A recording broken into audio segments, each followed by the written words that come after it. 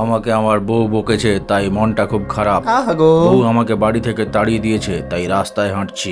হাঁটতে হাঁটতে ক্লান্ত হয়ে পড়েছি তাই একটা লর্ড ক্লাইভের যুগের গাড়ি দেখতে পেয়ে ঝেঁপে নিলাম। এবার যেদিকে দু চাকা যায় সেই দিকেই চলে যাব। তার আগে হেলমেটটা পরে নেই। পকেটে টাকা নেই, পুলিশ ধরলে ফাইন দিতে পারবো না।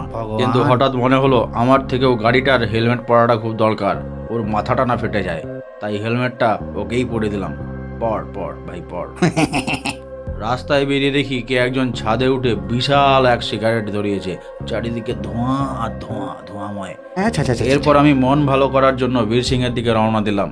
এখানে আসলেই মন চাঙ্গা হয়ে ওঠে।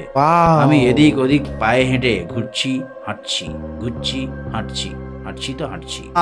আমি স্ট্রিট লাইটের নিচে মোবাইল ঘাঁটছি দেখে বিদ্যাসাগর মহাশয় আমাকে ডেকে পাঠালেন। তিনি আমাকে বোকা দিলেন, অনেক বোঝালেন মোবাইল বেশি ঘাঁটতে নেই। আমি মাথা নত করে সব শুনলাম। এরপর আমি ওখান থেকে সাইকেল নিয়ে চলে এলাম। যখন হাতের সামনে যা পাচ্ছি তাই নিয়েই বেরিয়ে উঠছি। রাস্তায় আস্তে আস্তে বড্ড খিদে পেয়ে গেল। একটা ধাবাতে এসে খাবারের অর্ডার দিলাম। 1 ঘন্টা ধরে বসে আছি, বলছে রান্না হতে সময় লাগবে। সরি গাইস, আর অপেক্ষা করতে পারলাম না, কাঁচাই খেয়ে নেই। আবার একটা ফালতু ভিডিও।